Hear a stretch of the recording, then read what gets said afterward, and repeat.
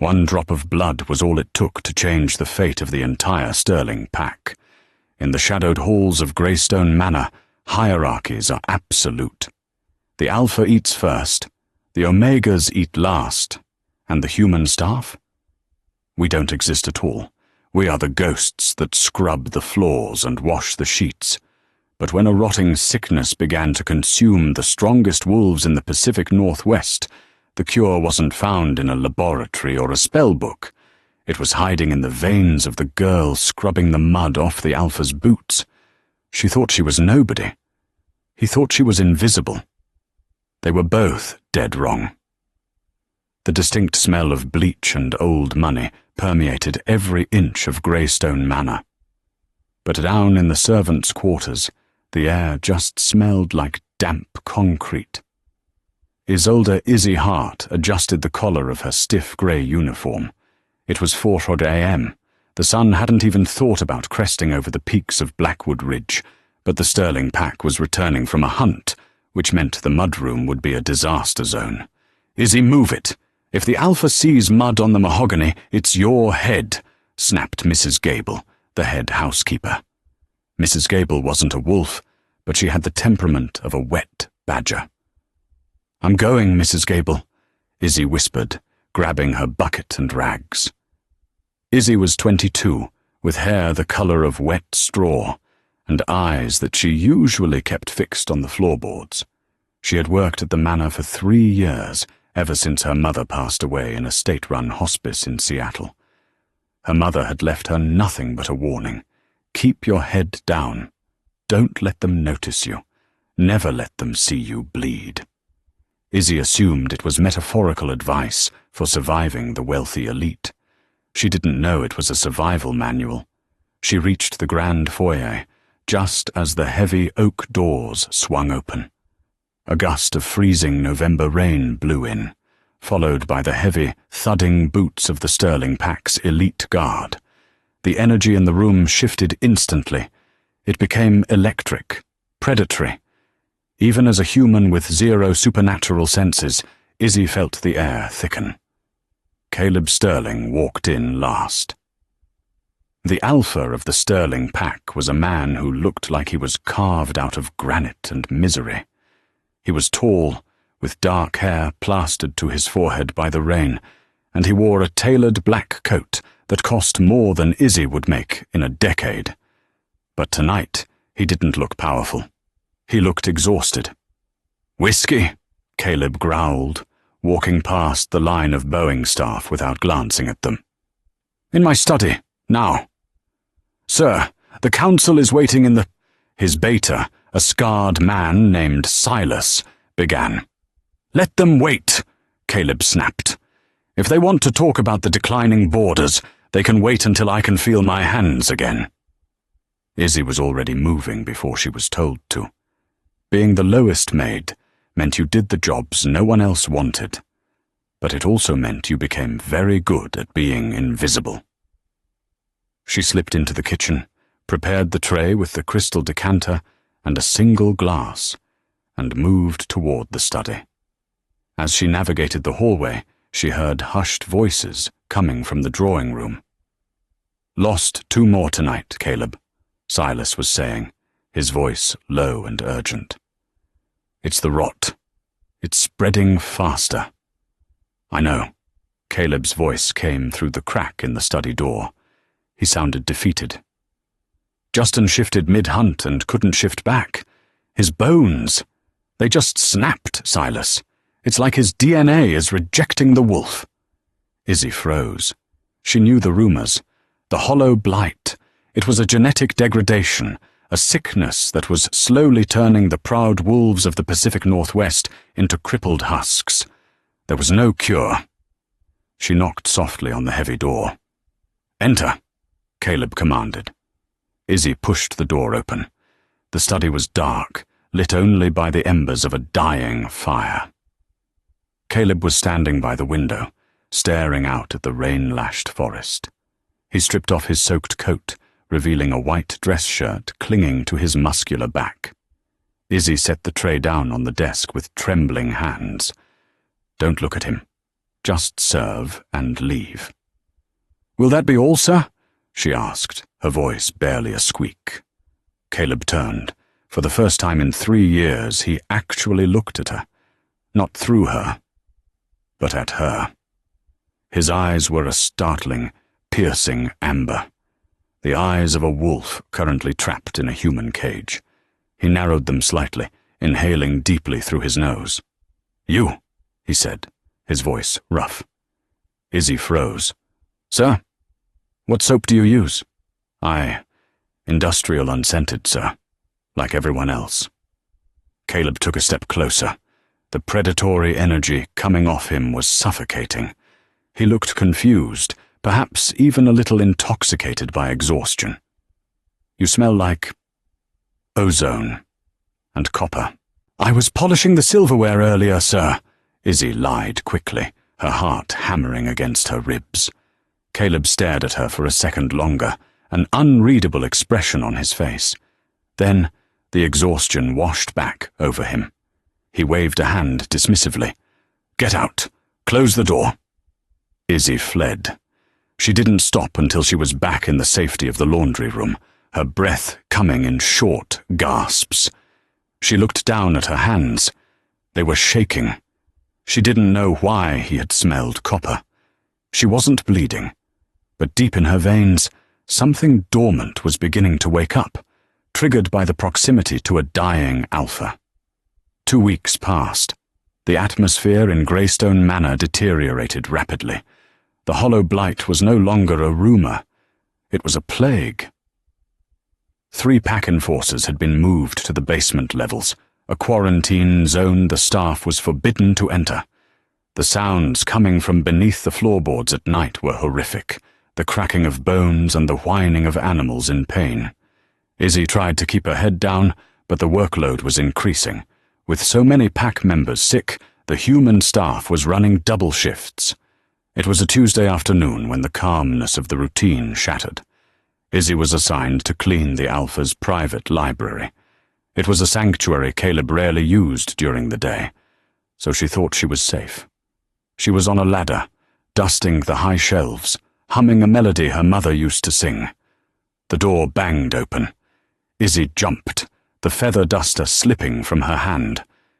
Caleb stumbled into the room, supported by Silas and Dr. Aris Thorne, the pack's physician. Caleb looked terrible. His skin was grey, sweating profusely, and his movements were jerky, uncoordinated. "Put him on the sofa," Dr. Thorne ordered, his voice sharp. "Don't let him shift. If he shifts now, his heart won't handle the transformation." "Get out!" Silas barked at Izzy, seeing her on the ladder. Izzy scrambled down, terrified, but in her haste, her foot caught on the bottom rung. She tumbled forward, crashing onto the hardwood floor. Her hand landed squarely on the jagged metal edge of a fallen bookend. Pain flared, hot and sharp. "Ah!" Izzy gasped, clutching her palm. Blood, bright, rich, and startlingly red, welled up instantly, dripping onto the Persian rug. The reaction was instantaneous. Dr. Thorne and Silas froze. But Caleb reacted differently. The Alpha, who had been groaning in agony moments before, suddenly snapped his head up. His amber eyes violently dilated until they were almost entirely black. He didn't look at Silas. He didn't look at the doctor. He looked at the blood on the floor. "Caleb, stay back," Silas warned, stepping between them. "The bloodlust." "No," Caleb rasped. He pushed Silas aside with shocking strength for a dying man. He crawled off the sofa, falling to his knees, dragging himself toward where Izzy sat, huddled on the floor. "Sir, please," Izzy whimpered, scooting backward until her back hit the desk. She clutched her bleeding hand to her chest. Caleb stopped 2 feet away from her. He wasn't looking at her with hunger. He was looking at her with desperation. He inhaled deeply, his chest shuddering. The grey pallor of his skin seemed to recede slightly just from the scent. "What is that?" Caleb whispered. His voice wasn't a growl anymore. It was full of wonder. It smells like silence. It smells like the pain stopping. Dr. Thorne adjusted his glasses, stepping closer, his clinical curiosity piqued. "Miss Hart, let me see your hand." "I'm fine. I just need a bandage," Izzy stammered, terrified of the look in Caleb's eyes. "Show him," Caleb commanded. It wasn't a shout, but the alpha tone compelled her. She couldn't disobey. Slowly she extended her hand. The cut was deep, running diagonally across her palm. Dr. Thorne didn't bandage it immediately. He took a sterile swab from his medical bag and collected a sample of the blood. Then he brought the swab near Caleb's nose. The effect was miraculous. Caleb's breathing evened out. The tremors in his hands stopped. The sweat on his brow dried. It was as if the mere presence of her blood cells in the air was stabilizing his chaotic biology. "Impossible," Dr. Thorne muttered. He looked at Izzy, really looked at her, for the first time. "Who are your parents, Miss Hart?" "My mother was Sarah Hart. She was a waitress. My father, I never knew him." Dr. Thorne looked at Caleb. "Alpha, her blood isn't triggering the predator response. It's triggering the healing response. It's an anchor." Caleb reached out, his large hand trembling slightly, and wrapped his fingers around Izzy's uninjured wrist. His skin was burning hot. "Don't leave," Caleb said. It was a plea. The door to the library swung open again. This time it wasn't a servant. It was Lydia Cross. Lydia was the daughter of the pack's primary financier. She was beautiful, sharp-edged, and had been trying to secure the position of Luna, alpha female, for years. She took in the scene. The lowly maid on the floor, bleeding, the alpha holding her wrist, the doctor looking stunned. "What is going on here?" Lydia demanded, her lip curling in disgust as she looked at Izzy. "Why is the help bleeding on the carpet?" Caleb didn't let go of Izzy's wrist. He looked at Lydia with cold indifference. "Get out, Lydia." "Caleb, you're sick. You're not thinking straight." Lydia stepped forward, her heels clicking like gunshots. "Silas, remove this girl. She's distressing the alpha." "She stays," Caleb growled. A low rumble started in his chest, vibrating through Izzy's arm. "She stays right here." Caleb eventually passed out, sedated by the sheer exhaustion of his illness, but he refused to release his grip on Izzy until Dr. Thorne administered a heavy sleeping agent. Izzy was not allowed to return to the servants' quarters. Instead, she was ushered into the medical wing, a high-tech facility hidden behind the manor's classic facade. She sat on an examination table, her hand finely stitched and bandaged. She felt like a specimen. Dr. Thorne was running samples of her blood through a centrifuge. Silas stood by the door, arms crossed, watching her like she was a ticking bomb. "Am I in trouble?" Izzy asked, her voice small. "I can pay for the rug cleaning," Silas snorted. "The rug is the least of our problems, kid." Dr. Thorne turned away from the microscope. His face was pale. "It's not just an anchor, Silas. It's a panacea." "Speak English, Aris," Silas grunted. "The hollow blight works by unraveling the werewolf gene," Thorne explained, pacing. "It breaks the bond between the human and the wolf spirit. That's why the bones break. The body forgets how to shift. But this girl, her blood contains a biological agent I've never seen. It's almost like primordial silver." "Silver hurts us," Silas argued. "Not this type," Thorne said. "This is organic, ancient. It binds the gene back together. Silas, if we synthesized a serum from her marrow, we could cure the blight. We could save Caleb. We could save everyone." Izzy felt the room spin. "Marrow? You want to take my bone marrow?" Thorne looked at her with a detached, clinical coldness. "It would require a significant amount. It would be painful. And given the quantity we need for the whole pack, It would likely leave you permanently disabled. Or worse. No, a voice came from the doorway. Caleb stood there. He was leaning against the doorframe, wearing fresh clothes, looking weak but upright. He had woken up and dragged himself down the hall. Caleb, Silas stepped forward. You heard him. She's the cure, the only cure. She's a person, Silas, not a battery, Caleb said, walking into the room. He stopped in front of Izzy. He towered over her, but he made a point of lowering his head to be at her eye level. I won't let them cut you open, Caleb said quietly. But you're dying, Izzy whispered.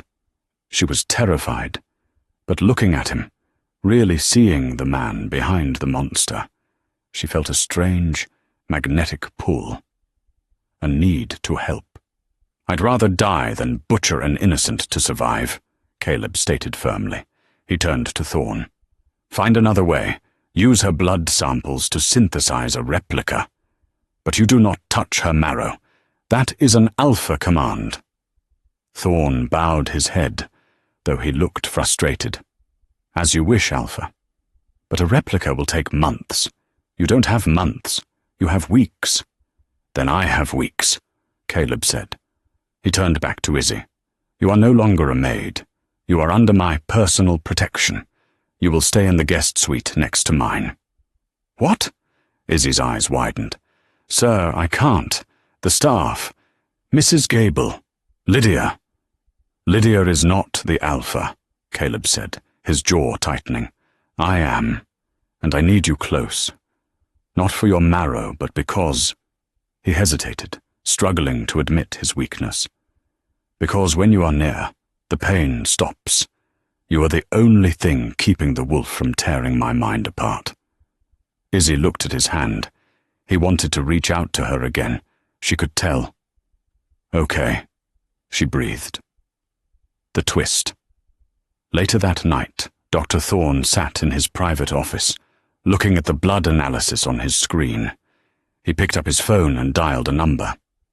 It's confirmed, Thorne said into the phone, his voice hushed. She's the one. The Chimera. Her father wasn't a nobody. Does Caleb know? A female voice asked on the other end. It was Lydia. No, he thinks she's just a lucky human with rare antibodies. He doesn't know she's the daughter of the rogue king. Good, Lydia purred. Keep it that way. If Caleb finds out she's royalty from a rival bloodline, he might hesitate. I want that girl on a table, Eris. I want her drained. If Caleb is too weak to do what needs to be done to save the pack, then I will be the one to save it. And then, I'll be the Alpha. Thorne hung up. He looked at the sample of Izzy's blood, glowing a faint, iridescent silver under the UV light. Izzy Hart wasn't just a cure. She was a weapon, and the war for Blackwood Ridge had just begun. The transition from the damp, concrete reality of the servants' quarters to the oppressive luxury of the East Wing guest suite was jarring for Izzy. The room she was assigned was larger than the entire apartment she had shared with her mother. It smelled of lavender and beeswax. The bed was covered in 600 thread-count Egyptian cotton, and there was a balcony overlooking the sprawling, rain-soaked forests of the Sterling estate. Yet, it felt more like a prison cell than the basement ever had. Izzy sat on the edge of the massive four-poster bed, her hands clasped tightly in her lap. She was still wearing her grey maid's uniform, a stark stain against the cream-coloured bedding. A sharp knock at the door made her jump. "Come in," she called out, old habits dying hard. It was Mrs. Gable. The head housekeeper looked as though she'd swallowed a lemon whole. She carried a stack of clothing, high-quality sweaters, jeans, and soft cotton shirts that clearly belonged to Lydia Cross, probably discarded from last season's wardrobe. "The Alpha has requested you change out of your uniform," Mrs. Gable said stiffly, dumping the clothes onto a chaise lounge. "He finds it distracting." "Thank you, Mrs. Gable," Izzy said softly. Mrs. Gable narrowed her eyes. "Don't get comfortable, girl. Alpha Caleb is sick. His mind isn't right. When he comes to his senses, or when—" She paused, uncomfortable with the reality of Caleb's impending death. "When things go back to normal, you'll be back downstairs scrubbing pots. Remember your place." "I know my place," Izzy whispered, looking at the floor. "Do you?" Mrs. Gable sneered. "Because it looks to me like you're trying to climb a ladder that will only drop you into a pit of vipers. Miss Lydia is not someone you want to cross." With that dire warning, the housekeeper turned on her heel and left. Izzy changed into a soft cashmere sweater that felt shamefully luxurious against her skin. She caught her reflection in the gilded mirror. She didn't recognize herself. The tired, invisible girl was gone, replaced by someone who looked almost significant. That night, the true nature of her new arrangement became clear. At 2:00 a.m., Izzy woke with a start. The door between her suite and Caleb's master bedroom had been flung open. She heard a low, agonizing sound, a sound that was half-human groan, half-animal whimper. Izzy scrambled out of bed, her heart hammering. She padded barefoot across the thick carpet and cautiously entered the Alpha's sanctuary. The room was enormous, dominated by a massive stone fireplace where a fire roared, making the room suffocatingly hot. Caleb was on the bed, tangled in sweat-soaked sheets. He was thrashing, his claws partially extended, shredding the expensive duvet. "Caleb," Izzy whispered from the doorway. His head snapped toward her. His eyes were entirely black, the wolf very close to the surface, driven mad by the sickness eating his bones. He growled, a warning sound that vibrated in Izzy's teeth, but she didn't run. The pull she felt toward him, that strange, magnetic thrum in her veins whenever he was near, urged her forward. "It hurts," he gasped, his voice unrecognizable. "It feels like fire under the skin." Izzy approached the bed slowly, like one might approach a wounded bear. "What can I do?" "Just be here," he gritted out. He reached out a shaking hand. Izzy took it. The reaction was visceral. A jolt of energy, like static electricity, but deeper, passed between them. Caleb arched his back, a long exhale leaving his lungs as the tension rushed out of his body. The black receded from his eyes, leaving behind the molten amber that watched her with intense, painful vulnerability. "Closer," he demanded huskily. He tugged her hand. Izzy stumbled, falling onto the edge of the mattress. Before she could scramble up, Caleb wrapped an arm around her waist, an iron band of muscle that, even weakened, was inescapable. He pulled her against his burning chest. "Sir, I can't." "Caleb," he corrected, burying his face in the crook of her neck, inhaling deeply. "Call me Caleb." He wasn't trying to be sexual. He was clinging to her like a drowning man to a life raft. Izzy could feel the fever radiating off him, could feel the chaotic, thumping rhythm of his heart against her own back, lying there, trapped by the heat of the Alpha. She felt the scent of ozone and copper rise from her own skin again. Slowly, tentatively, Izzy reached back and placed a hand on his forearm. "I'm here," she whispered into the darkness. His grip tightened slightly, possessive and desperate. Within minutes, his breathing slowed into the rhythm of sleep, the first peaceful sleep he'd had in months. Izzy remained awake for hours, staring at the flickering shadows cast by the firelight, acutely aware of the powerful body pressed against hers. She knew, with a chilling certainty, that Mrs. Gable was wrong. She could never go back to being just a maid. Not after this. Over the next week, a strange routine emerged. Izzy spent her days in the library, reading books she'd only ever dusted before, shadowed by Silas wherever she went. Her nights were spent in Caleb's bed, lying clothed beside him, an anchor keeping him tethered to sanity. His condition stabilized. He wasn't cured. Dr. Thorne emphasized that his cellular decay had merely paused, but he could walk without stumbling. The color returned to his face. He was holding council meetings again, much to the relief of the pack elders. But Caleb's recovery only darkened the mood of Lydia Cross. Lydia watched the pair with a simmering hatred that bordered on madness. She saw the way Caleb's eyes followed the little maid across the room. She saw the possessive tilt of his head when another male got too close to Izzy. Caleb had never looked at Lydia that way, despite her years of perfect grooming and strategic flirtation. On a crisp Thursday morning, Caleb surprised everyone by announcing he was taking Izzy out of the manor. "She needs fresh air," Caleb stated to Silas, pulling on a leather jacket over a black t-shirt that emphasized the muscle he was regaining. "She's not a prisoner." "It's dangerous, Alpha," Silas warned. "The rogues are bolder near the northern border, and you aren't at 100%. "I'm well enough to handle strays," Caleb growled. He turned to Izzy, who was waiting by the door in a borrowed coat that was 2 sizes too big. His expression softened instantly. "Are you ready?" "Yes, Caleb," she said softly. They took one of the oversized SUVs, Caleb driving. He drove fast, navigating the winding mountain roads with an ease that spoke of lifelong familiarity with the terrain. They didn't talk much, but the silence wasn't oppressive. It was comfortable. He took her to a high overlook known as Sentinel Point. The view was breathtaking, an endless expanse of evergreen peaks dusted with snow, with the Pacific Ocean a shimmering grey line in the far distance. "My father brought me here when I first shifted," Caleb said, leaning against the hood of the truck, staring out at his territory.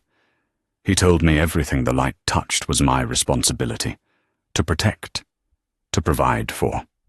He looked at Izzy. The wind whipped her blonde hair around her face. She looked small against the vast landscape, yet she was the only reason he was standing there at all. "I'm failing them," he admitted, a rare moment of weakness. "The blight is killing my strongest fighters, and I'm just buying time with you." "Dr. Thorne is working on a synthetic cure," Izzy said hopefully. Caleb let out a bitter laugh. "Thorne is a scientist. He sees problems to solve, not people to save. I don't trust his timelines." He stepped closer to her, invading her personal space, his amber eyes intense. "Izzy, why does your blood feel like home to my wolf? You're human. You shouldn't fit like this." Izzy's breath caught.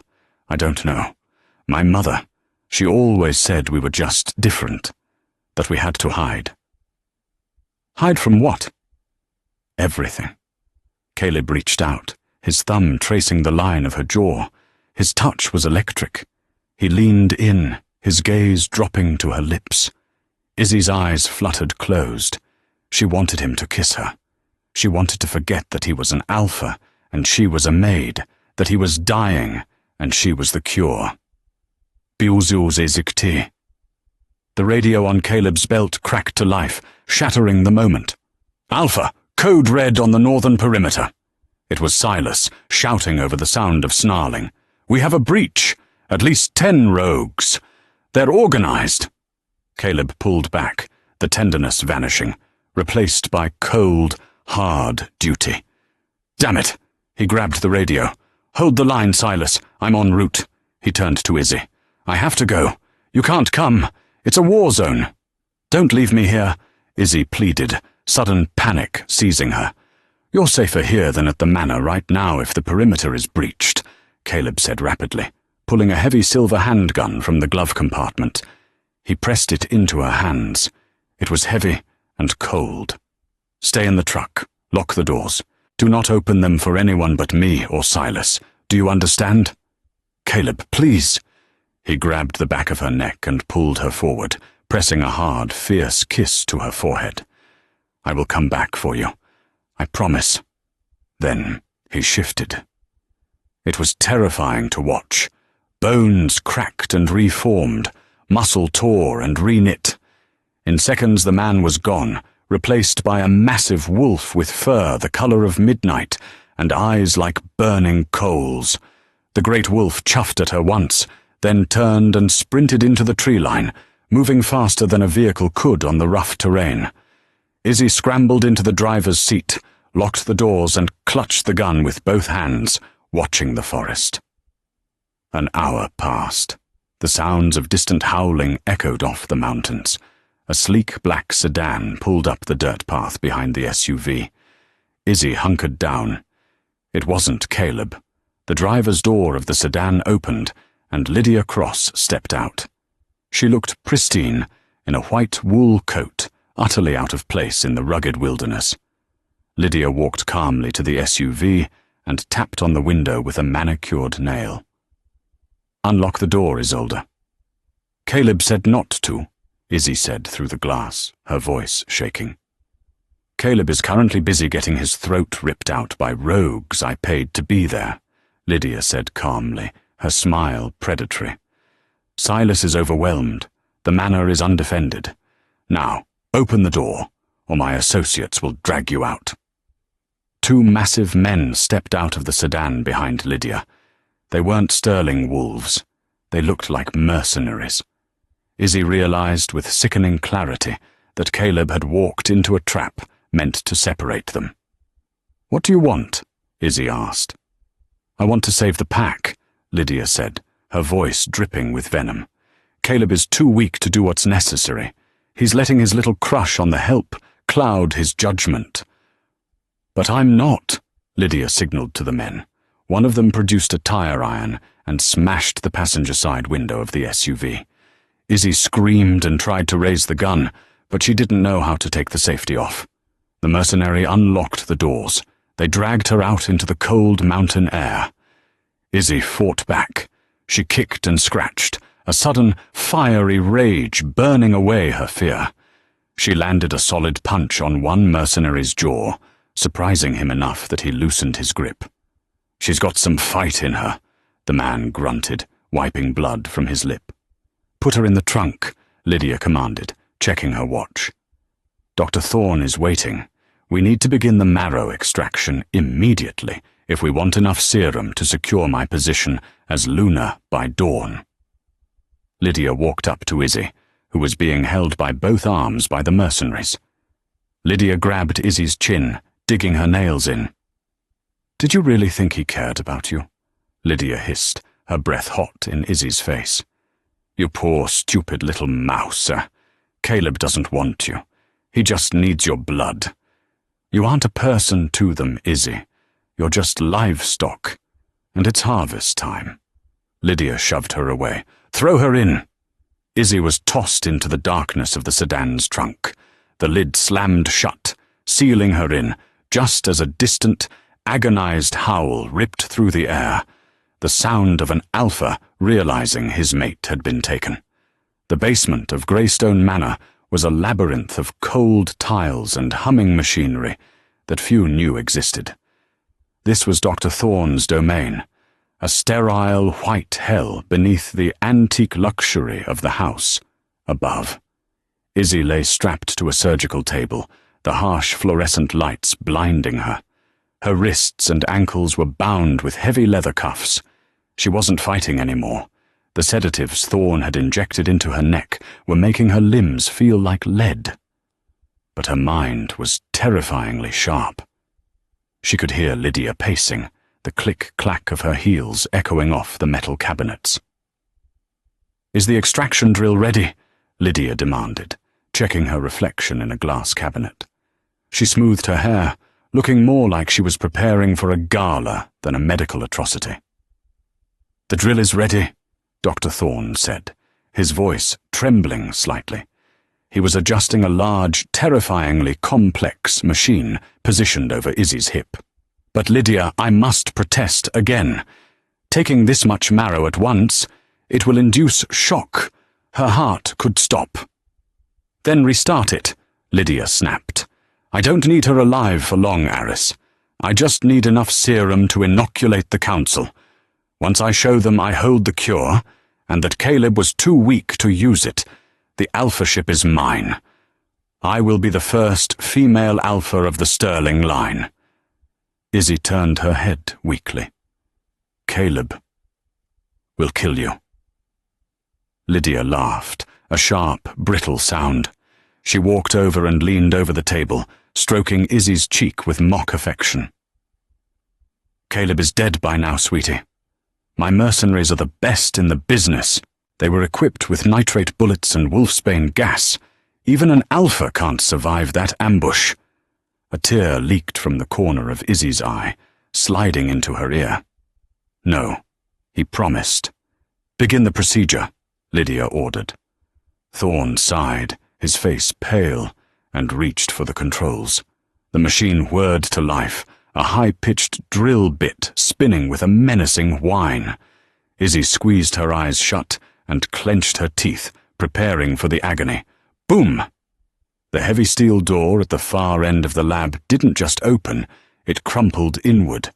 A massive dent appeared in the center of the metal, screeching as the hinges buckled. Lydia spun around. "What is that?" Boom! A second impact tore the door off its frame. It flew across the room, crashing into a rack of glass beakers, shattering them. Through the dust and debris, a monster emerged. It was Caleb. But it wasn't the Caleb Izzy knew. He was half-shifted, a terrifying hybrid of man and beast. His shirt was shredded, revealing a chest matted with blood and black fur.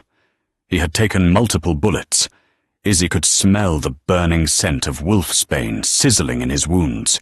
His claws were fully extended, dripping with the blood of the mercenaries he had butchered to get here. He didn't speak. He roared, a sound so loud it shattered the remaining light bulbs overhead, plunging the room into semi-darkness, lit only by the emergency red strobe lights. "Stop him!" Lydia shrieked, backing away. "Kill him!" Two guards who had been standing by the wall raised their assault rifles. They fired. Caleb didn't even slow down. He moved with a blur of supernatural speed, ignoring the bullets tearing into his shoulder. He closed the distance in a heartbeat. With one swipe of his claws, the first guard was thrown across the room, hitting the wall with a sickening crunch. The second guard dropped his gun in terror, but Caleb grabbed him by the throat and tossed him aside like a rag doll. Dr. Thorne backed into the corner, raising his hands. "I was following orders. Alpha, please!" Caleb ignored the doctor. His eyes, glowing red in the dim light, locked onto Lydia. He stalked toward her, growling low in his chest. Lydia, realizing she had no guards left, grabbed a silver scalpel from the tray. She lunged, not at Caleb, but at Izzy. She pressed the blade against the pulse point of Izzy's neck. "One step closer and I slice her jugular," Lydia screamed. Her composure was gone. She was trembling, her eyes wide with panic. "I'll do it, Caleb. I swear to God." Caleb froze. He was 10 feet away, heaving, blood dripping from his chin. The wolf wanted to tear Lydia apart, but the man knew he couldn't risk Izzy. "Let her go," Caleb rasped, his voice sounding like grinding stones. "You're supposed to be dead," Lydia cried hysterically. "Why won't you just die?" "Because she is mine," Caleb growled, "and I don't die while my mate is in danger." Mate. The word hung in the air. Izzy felt a jolt in her chest, stronger than the fear, stronger than the drugs. He had claimed her. "She's a servant," Lydia spat. "She's nothing. I can give you power, Caleb. I can—" "You are nothing," a new voice echoed through the ruined lab. It didn't come from Caleb. It came from the hole where the door used to be. A man walked in. He was older, with silver hair tied back in a severe knot and a long trench coat. He held a cane topped with a jagged piece of obsidian. Behind him stood 6 warriors dressed in tattered leather and furs, rogues. But they didn't look like scavengers. They looked like an execution squad. The man looked at Caleb, then at Lydia, and finally his gaze rested on Izzy. His eyes were the same shade of pale blue as hers. "You have something of mine, little girl," the man said to Lydia, his voice calm and terrifyingly authoritative. Lydia's hand shook. "Who are you?" The man smiled, but there was no warmth in it. "I am Malachi, king of the exiles, and you are holding a knife to my daughter's throat." The sound of the bone drill was a high-pitched, mechanical scream that vibrated through the steel table and into Izzy's very skeleton.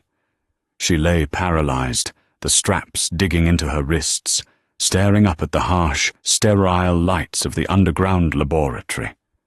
She tried to focus on anything else, the hum of the ventilation, the drip of a faucet, but the terror was a cold, suffocating blanket. Dr. Aris Thorne's hands were shaking so badly he could barely calibrate the machine.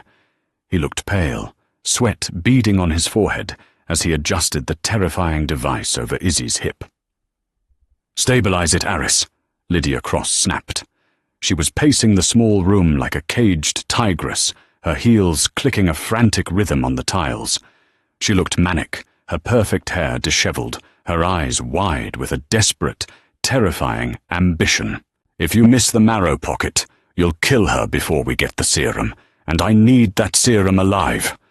"Lydia, this is madness," Thorne stammered, his voice cracking. "Her heart rate is spiking. She's going into shock. If she dies on the table, the chemical composition of her blood changes. It becomes useless." "Then keep her alive," Lydia screamed, slamming her hand down on a tray of surgical instruments. "I don't care if you have to pump her full of adrenaline until her heart explodes. Just get me the cure. Caleb is dead. The pack is leaderless. By sunrise, the council will be looking for a savior, and I will be the one holding the vial." Izzy let out a ragged breath. Tears leaked from the corners of her eyes, sliding hot and fast into her hairline. Caleb, she thought, the name a silent prayer. "You promised." But Caleb was gone. She had heard the gunfire. She had smelled the wolfsbane gas drifting down from the vents. No wolf, not even an alpha, could survive an ambush like that. "Positioning the drill now," Thorne whispered, resigned to his grim task. "Miss Hart, I am sorry. This will hurt." The drill descended. The whining noise grew louder, piercing Izzy's eardrums. She squeezed her eyes shut, bracing for the agony of the metal biting into her bone. Ko Thum. The sound wasn't a knock. It was an explosion. The heavy steel security door at the far end of the lab didn't just open. It buckled inward. The metal shrieked as a massive, violent force collided with it from the outside. A dent, the size of a battering ram, appeared in the center of the reinforced steel. Lydia spun around, her face draining of color. What is that? Lock it!" she shrieked at the two mercenaries guarding the interior. "Seal the blast doors!" "Kalthum!" The second impact tore the door off its top hinge. The steel groaned, a sound like a dying beast, before the entire slab of metal was ripped from the frame and hurled across the room.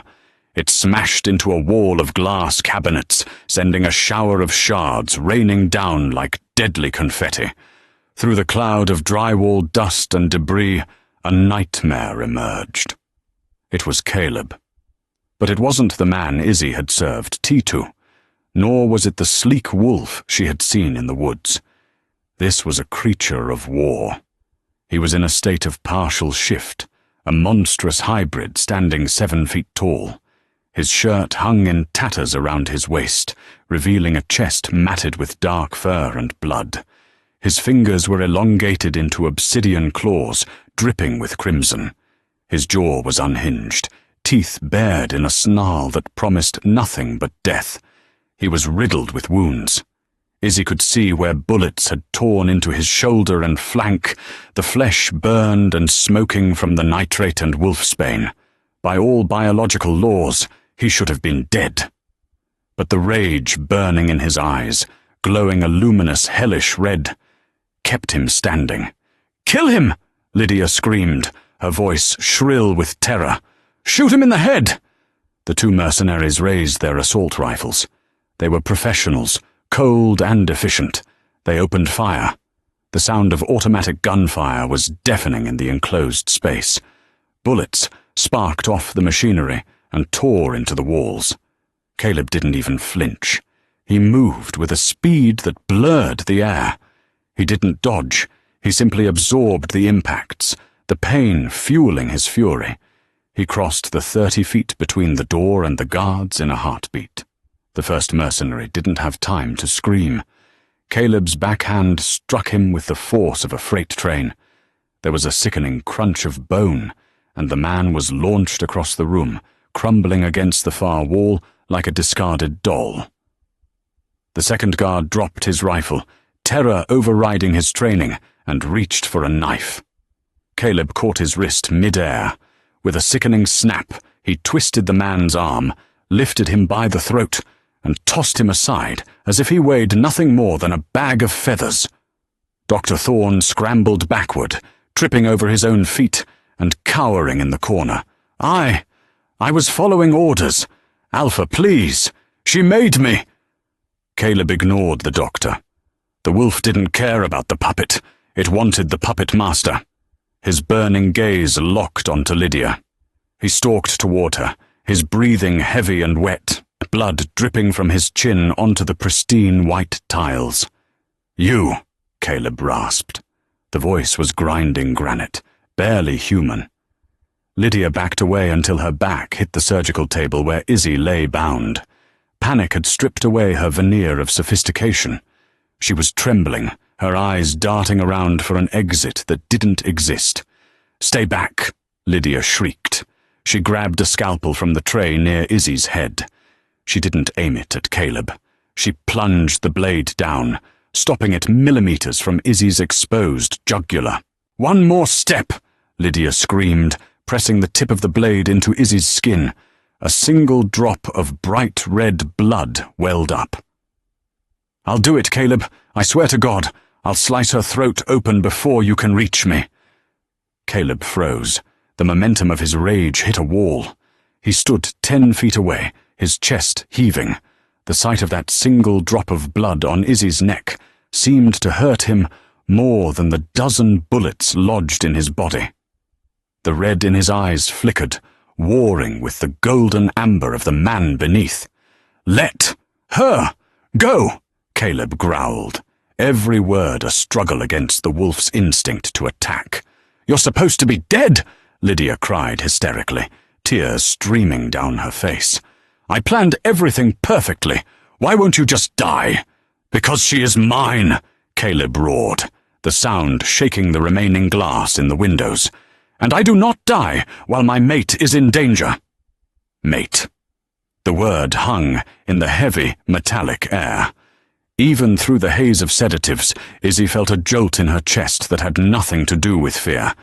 It was a claim, a promise, an absolute truth spoken into the universe.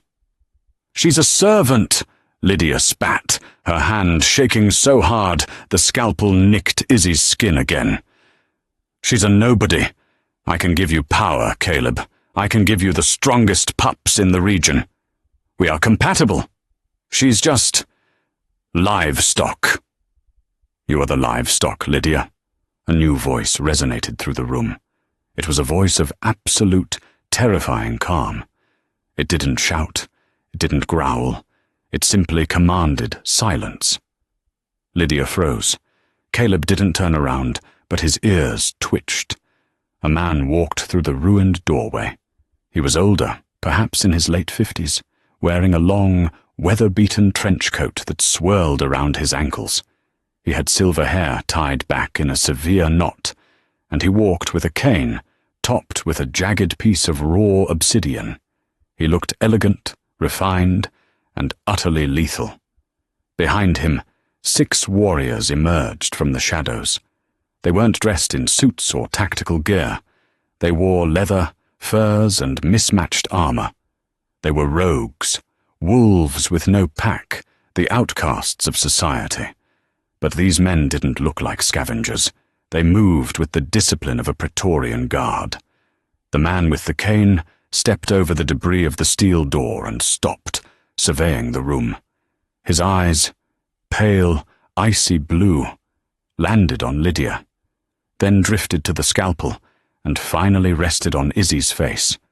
"You are holding a weapon to my blood," the man said softly to Lydia. Lydia's breathing hitched. She looked from the monstrous Caleb to the newcomer. Who are you?"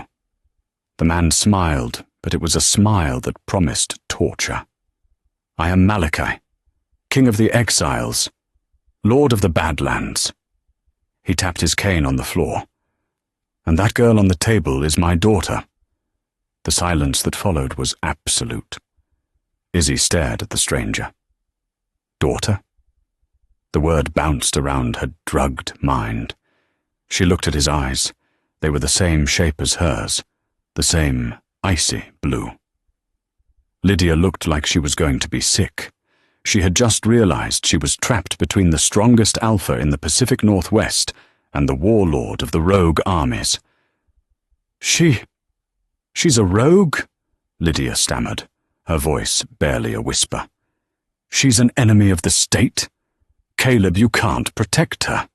If she's Malachi's spawn, the council will demand her execution." Caleb finally looked at Malachi. There was no recognition, only suspicion. But then he looked back at Izzy. "I don't care who her father is. Let her go." "If I let her go, you'll kill me," Lydia whimpered. "Correct," Caleb said. "And if you don't let her go," Malachi added, stepping forward, "I will peel the skin from your body slowly, layer by layer, and make you eat it." Lydia broke. Her survival instinct snapped.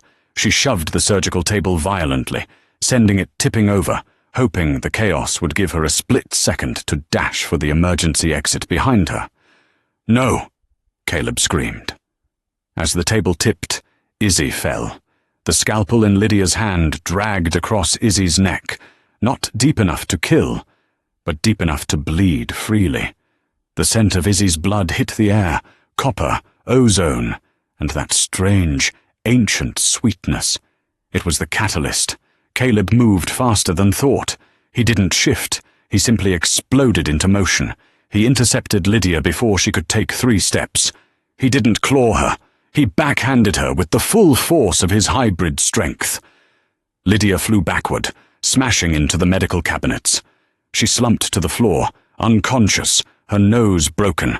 Her reign of terror ended in a singular, violent second. Caleb dropped to his knees beside Izzy. He ripped the leather straps binding her wrists as if they were wet paper. He pulled her into his lap, his large, blood-stained hands frantically pressing against the cut on her neck. "I've got you," he panted, his voice trembling with adrenaline. "I've got you, Izzy. Look at me." "Caleb," she wept, reaching up to touch his face. His skin was burning hot. "You're hurt. You're bleeding everywhere." "I'm healing," he muttered, closing his eyes as he pressed his forehead against hers. "Just touching you. The pain stops. I'm healing." And he was. Steam began to rise from his bullet wounds. The shredded flesh on his shoulder knit together before Izzy's eyes, the wolfsbane toxin neutralized by the proximity to her blood. "A touching reunion," Malachi said dryly. Caleb's head snapped up. He shifted his body, placing himself between Izzy and the Rogue King. A low, threatening rumble started in his chest. "Stay back, Malachi," Caleb warned. Malachi leaned on his cane, looking amused rather than threatened.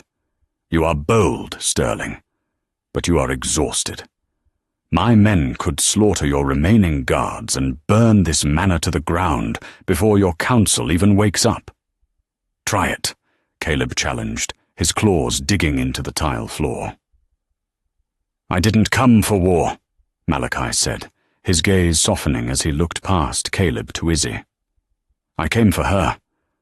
I have been looking for you for 20 years, Isolde." Izzy pushed herself up, using Caleb's chest for support.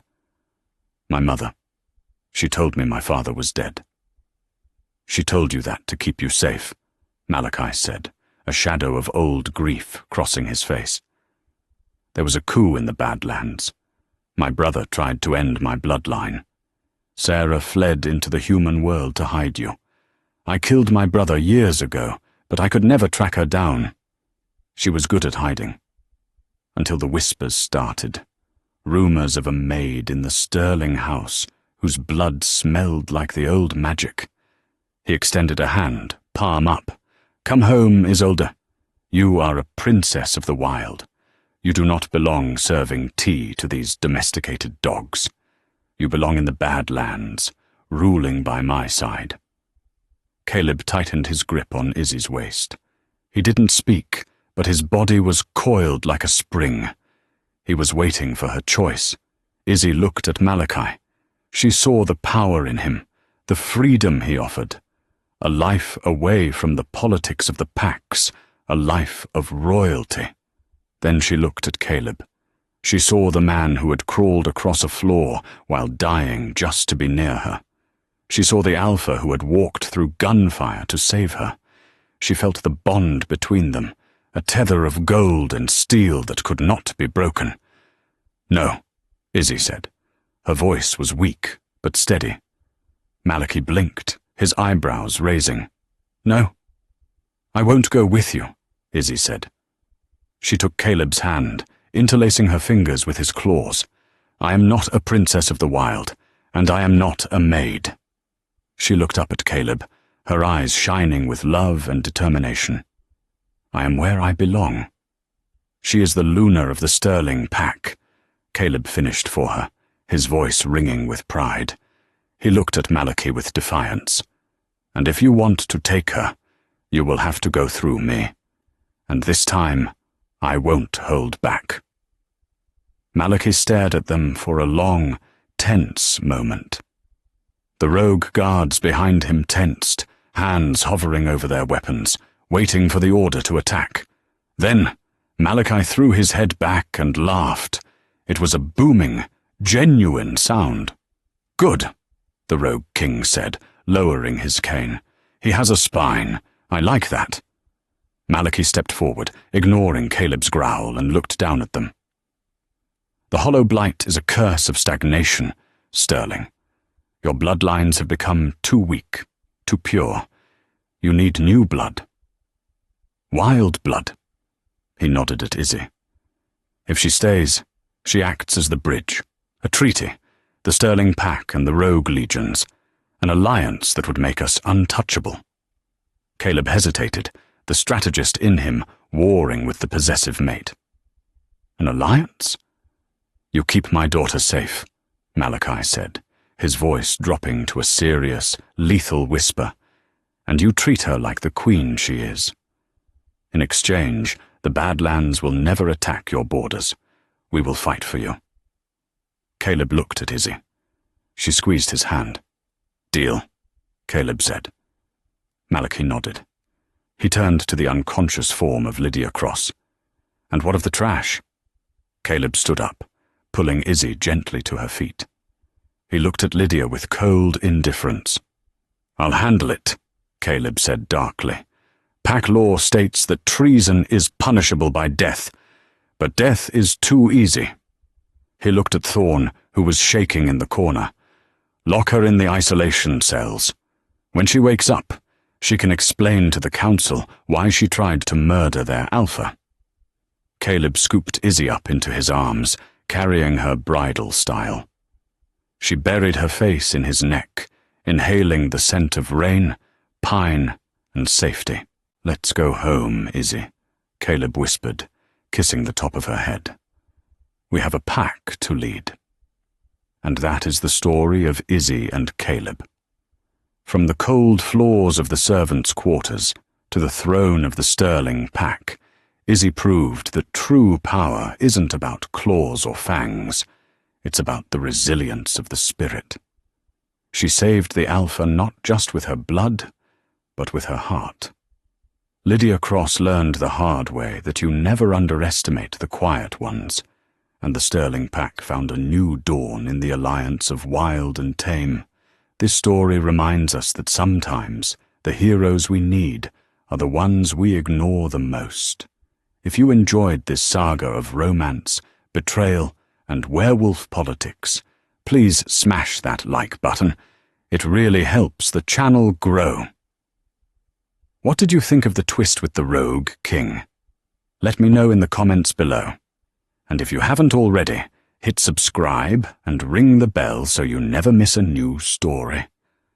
Thanks for listening, and I'll see you in the next one.